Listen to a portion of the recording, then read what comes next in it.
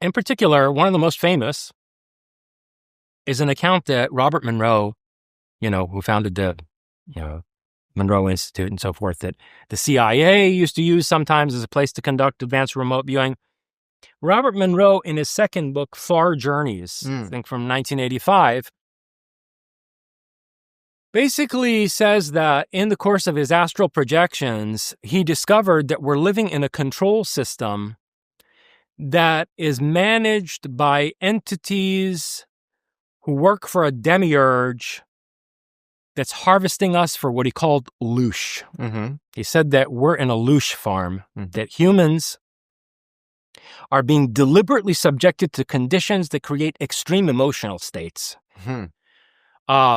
Extreme suffering, misery, fear, terror, ecstasy, extreme desire, pathological impulses, and these are all being used to basically generate a form of energy that they can harvest from the human soul, including after death, where they basically juice souls for the Loosh.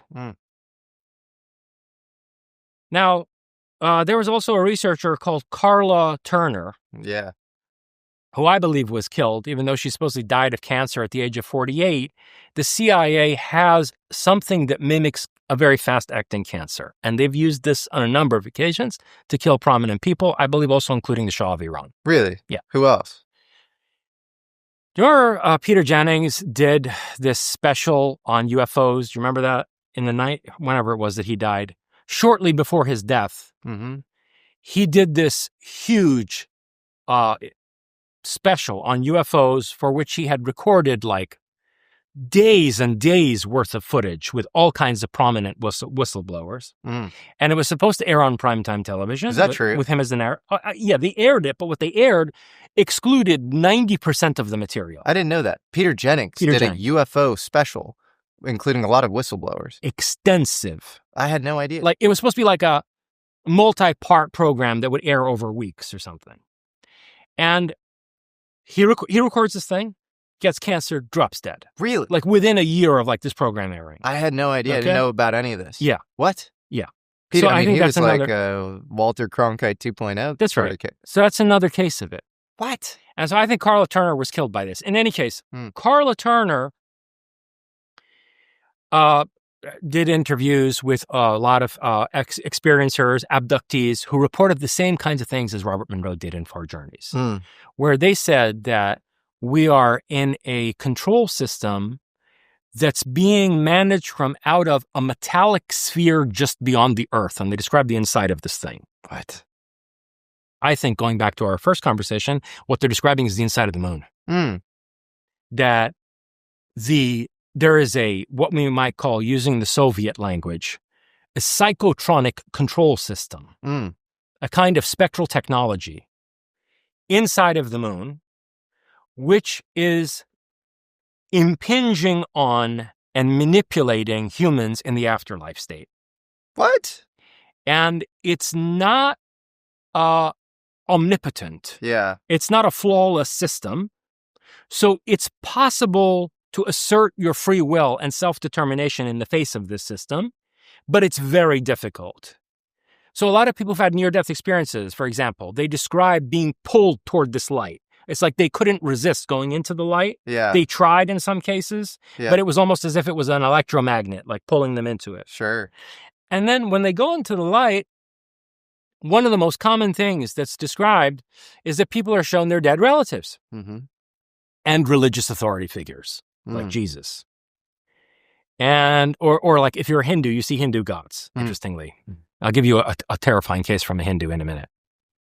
So you're pulled into this light, and then they show you your dead relatives, and they show you Jesus and whatever.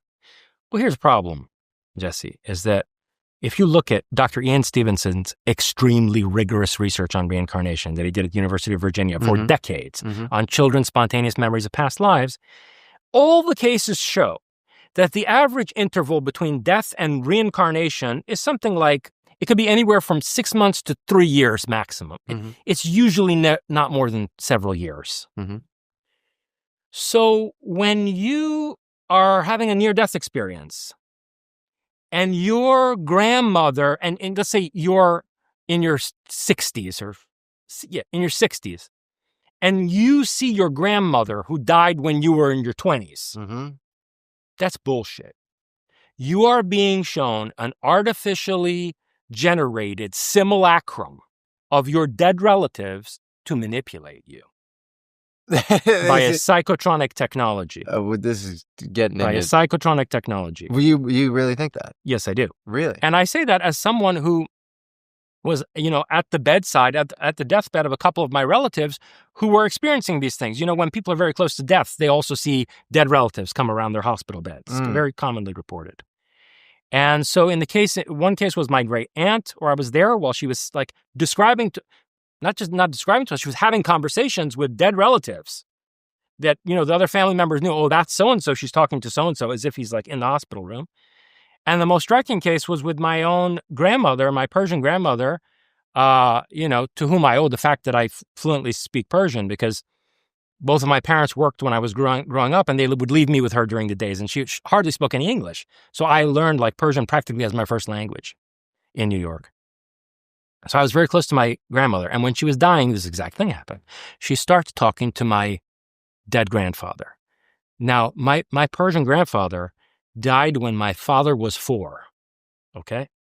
That guy reincarnated 60, 70 years ago. So she's talking to something that's being projected into our mind psychotronically. But how do you know it's being projected psychotronically and it's not just a function of her own old age and sure. I mean, that's the conventional skeptical response. I would say, based on what Robert Monroe described in terms of the terrain of the afterlife through his astral projections, which then other people at the Monroe Institute were able to replicate, and based on the kinds of accounts that, let's say, Carla Turner got from abductees of being taken to places that were not just like, like space alien bases. There were places where the soul was being handled as some kind of an informational matrix and or energy source. John Lear would say that there's like a soul catcher on the moon, but he was kind of crazy and would say a lot of stuff that, probably was BS. I guess my point is we don't need to I've heard that, by the way. I've heard him talk about it. My point is we don't need to depend on him. Other people have said this. And let me give you one more example of somebody who's described this is, oh God, I hope I don't get this name wrong. Scott Turner or Scott Trevor or Scott Turner was a leader of a team of remote viewers. And these are private sector remote viewers, I think, of the kind who offer corporate services and stuff like that, who did a remote viewing on the word moksha. Moksha. So what was in the envelope was moksha, the target they were blind to. Moksha means liberation in Sanskrit. It's like how you get out of the wheel of samsara. And so he does this session with his team. And long story short, he comes back with this horrific account that all of them do. Of course, they're all working the same target, blind to the same target, and they're all doing this independently. And then they compare notes. And they said that you can't achieve moksha because as you try to escape the earth, there's something that grabs you and bends you back toward the earth. Like if you're a ray of light, it's like it bends the light that's your soul back toward the earth, like a what do you call them? A lensing effect. And he said it's originating from some celestial body near the earth, and that it is part of a vast machinery of energy extraction, which was set up in our solar system at the end of a war that devastated the solar system. He said that like millions of years ago, there were these horrendous people who wanted to establish this energy harvesting system here and wanted to exploit humanity for this purpose.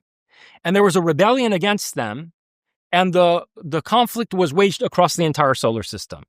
Now, this is interesting in terms of what we discussed regarding Mars in our first conversation and the apparent devastation of Mars in some kind of a nuclear war, according to Dr. Brandenburg. So Turner and his group said, Turner, Trevor, Scott, whatever, this remote viewer, it's going to be in my new book, Thanosis. But you can find it. Google remote viewing moksha. People were so disturbed by the video that the guy took it down. He has all his other videos up, but he took this one down, but other people uploaded it to other sites. And so he says the rebels who wanted to like preserve human freedom and self-determination, didn't want humans to be harvested and exploited this way, they lost the war. And ever since then, we've been inside basically this prison where we are spiritually manipulated and harvested for our energy. When we originally described this site, it's a fence or a grid around a place. This acts as a barrier. It collects and traps people, things, or objects. This is actually an innocent planet that is being used in an unintended way. And this meters the flow and acts as a checkpoint and an access point for an external force. One viewer described it as similar to hocus pocus in a way of its energetics that the viewer wasn't familiar with. And it's occurring on a crowded planet. It's a deliberate function that acts as a cage. People have been dispersed here, and a form of perverted injustice is occurring. A third viewer described it as a large naturally formed object, like a planet, that acts as an animal pen. This is a refugee camp tucked away out of sight, and a magnetic force. It stirs, agitates, and it works in a cylindrical manner, like clockwork over a long expanse of time. In my session, my work described a planetary system that's extremely crowded and jammed. Ghostly voices are flooding into this place, and it's incredibly harrowing for them. It's a bone-chilling experience. As a viewer, when I remote viewed this, I had descriptions that it made me upset in the session. It elicited contempt for what was going on at the site.